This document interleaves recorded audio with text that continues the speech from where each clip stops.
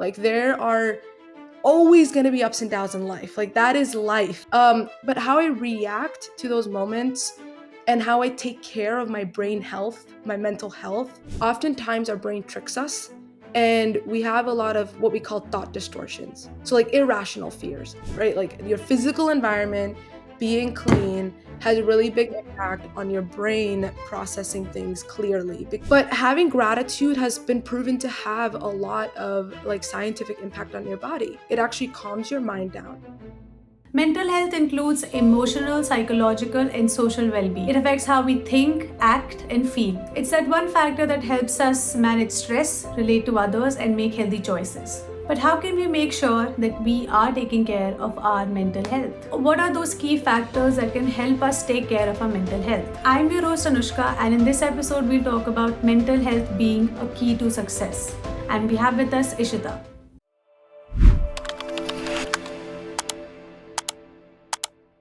Welcome to the show, Ishita. Thank you so much for having me. Excited to be here. So, the very first question I have for you is what made you believe that mental health is the key to success?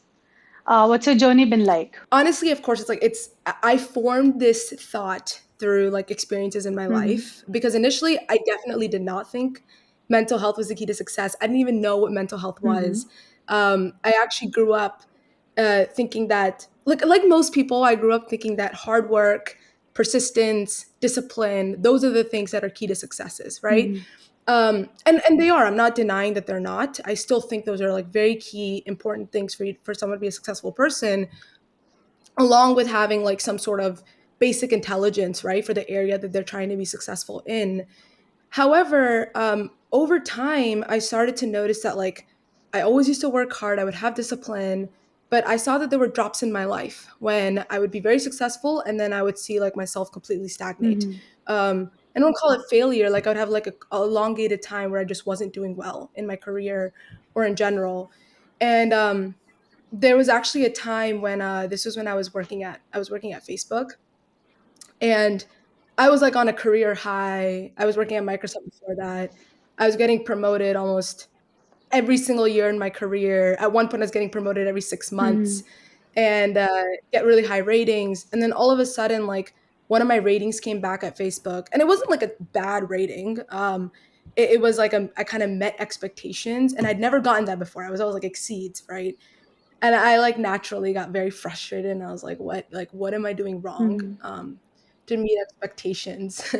Which I look back now and I'm like, it's kind of crazy for me to think that was a bad rating. But um I also noticed, I think what like made me really angry is that I actually just wasn't even like building great products. Like I wasn't doing the level of caliber that I was used Mm-hmm. to. And so I remember like very vividly, I went back home and I had this whiteboard, and I pulled out my whiteboard and I was like, you know what? Like I'm working hard. I'm showing to work every single day. Like I have the discipline. Like I even took like time off when I wasn't feeling great, but I came back to work and I had the discipline. I don't understand what's going wrong. So I was like, this happened so much in my life.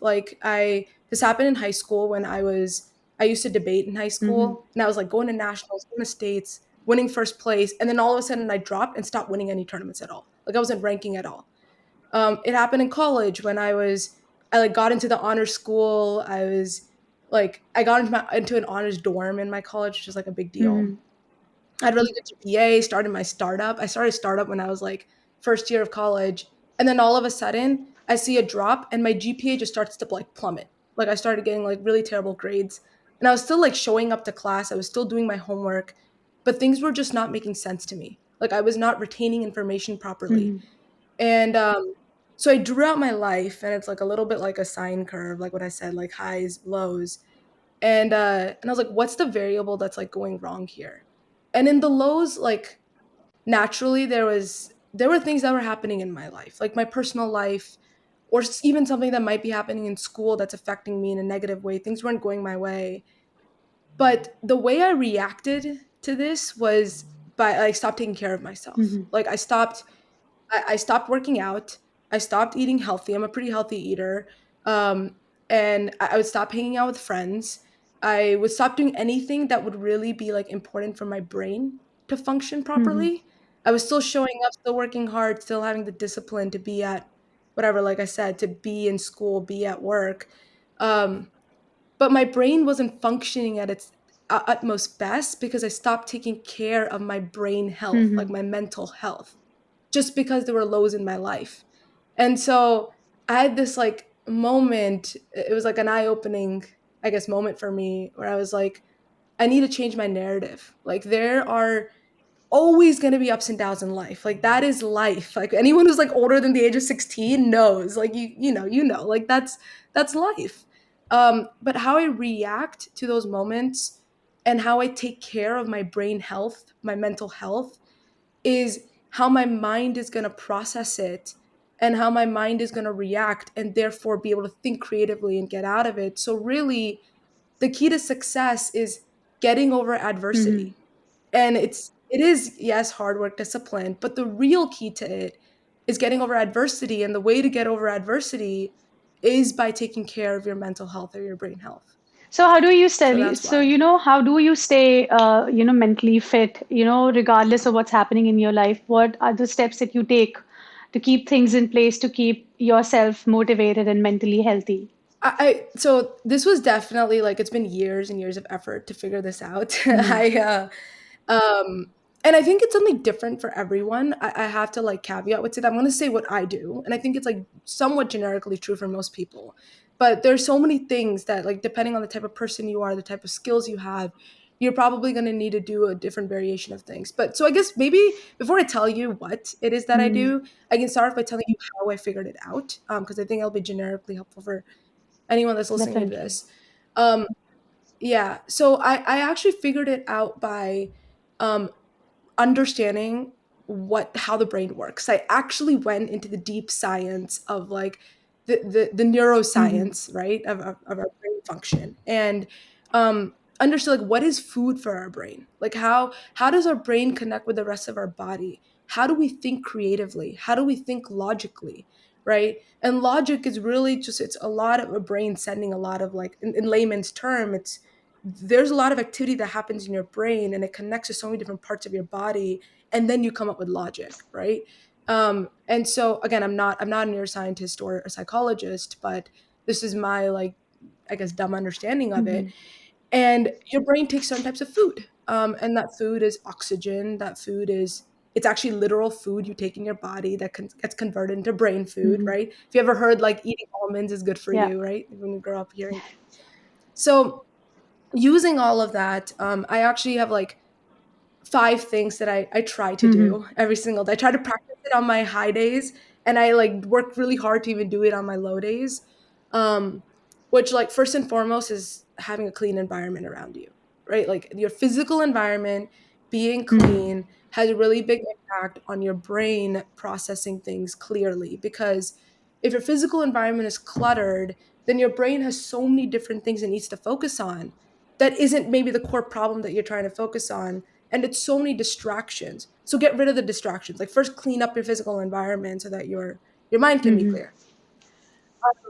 Second is eating healthy, right? So I don't know if you've ever heard of the term like gut healthy Mm-hmm. food, but things with like probiotics in it, like yogurt, kimchi is a big one as Yeah. well. But um, this type of food has a really big impact on your Mm-hmm. gut, which has a really big impact on your mind, and therefore actually produces the right things in your body to feel happy. So I started going to the deep science behind like what is healthy food, and adding good healthy food and like breakfast, lunch, dinner, every Mm-hmm. meal of my life. And this isn't thinking about like losing weight or looking good. It's purely like brain Mm-hmm. food, right? Um, the third thing is exercise. So also very well known. I think everything I'm saying right now is well known Mm-hmm. things. That's the thing, like, we know it, we've grown up knowing it, but it's that we don't really practice it. So the third is exercise. Very simple. Exercise creates endorphins in your body. Endorphins are really important, what we call neurotransmitters that actually make you happy. And so the more you exercise, there's actually a lot more other benefits as Mm-hmm. well. I'm not going to go into, but ultimately it's very good brain food, that will keep you happy even in the hardest moments of your life. um, okay, now I'm a little blanking. Oh yeah, the other one is uh, actually expressing your feelings and understanding your feelings.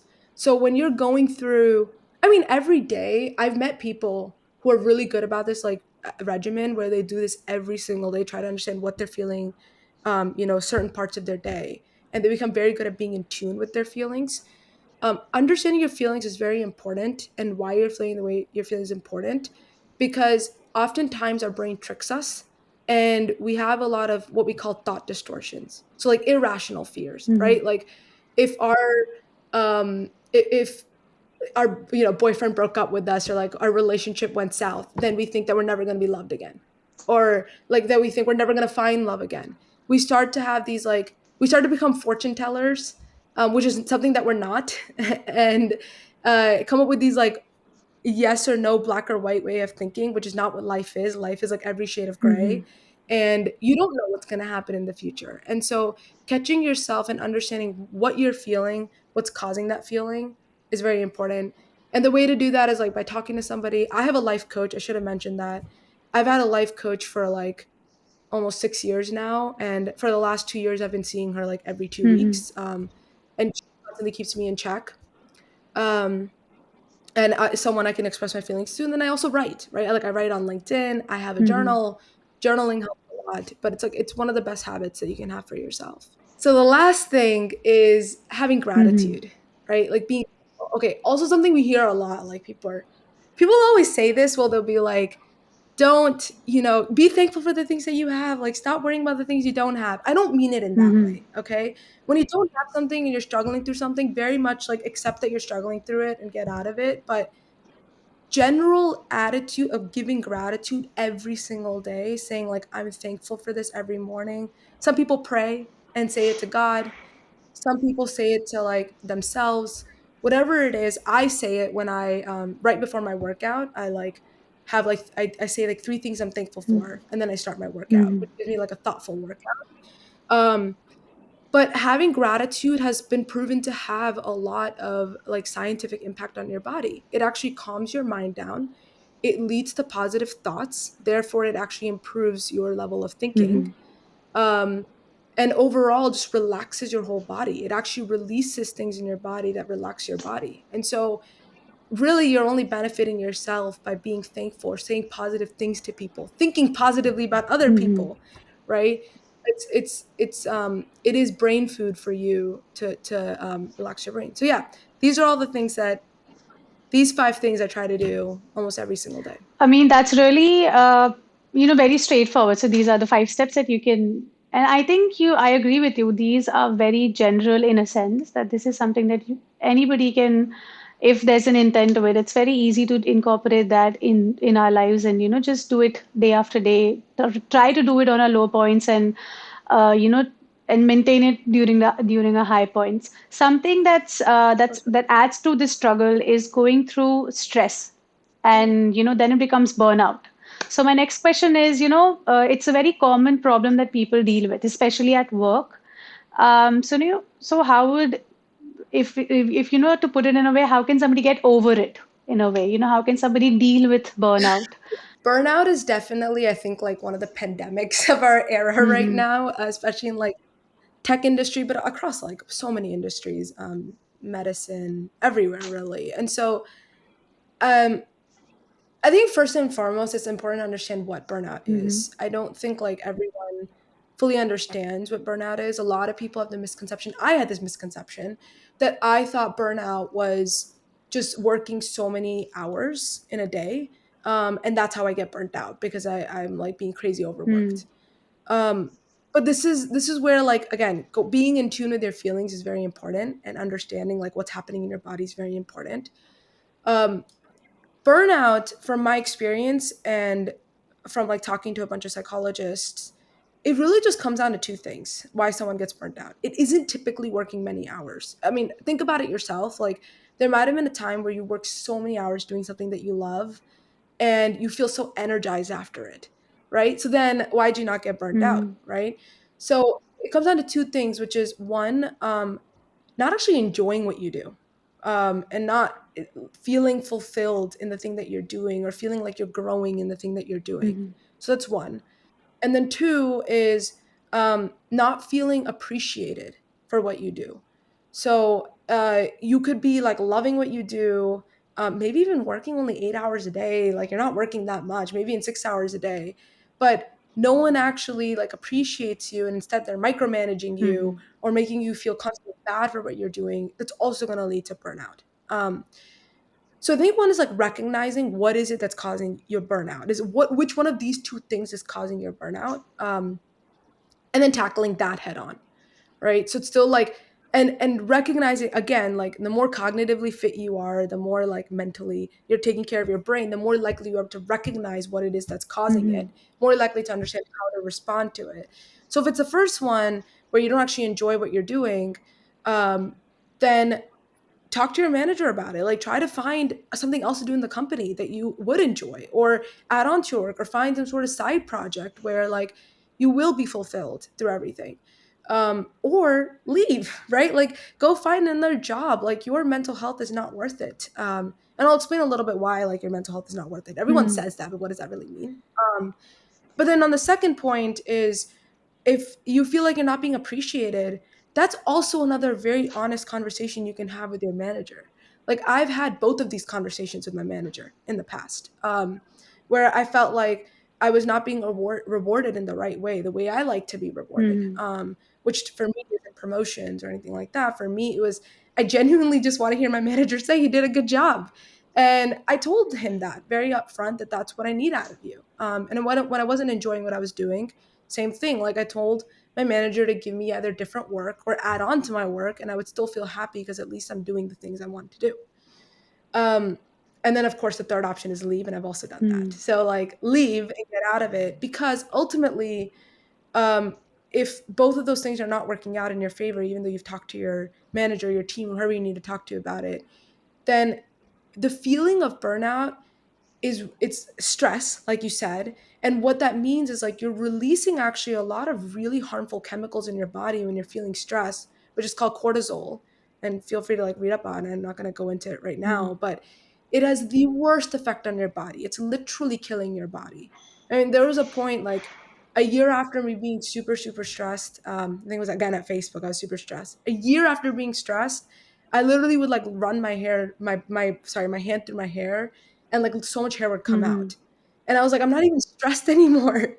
But cortisol has such a long lasting effect that you're going to see your body deteriorate, your mind deteriorate. You're not going to be able to function at a high level. It's literally going to be a killer in your body. So get out of it. Um, Either fix it.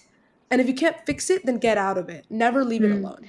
I completely agree with you. I mean, something that I really find very interesting was the 5 points that you mentioned. So, thank you so much for doing this episode with us. And I hope that whoever listens to this, they understand, they truly understand, and they truly find insight in this episode. And thank you once more for coming and doing this episode with us. As promised, we have something unique for you. Here's your chance to win a one-on-one call with Ishita. All you need to do is talk about the 3 key takeaways that you've learned from this episode and post it on your social media. Don't forget to tag TopMate and Ishita.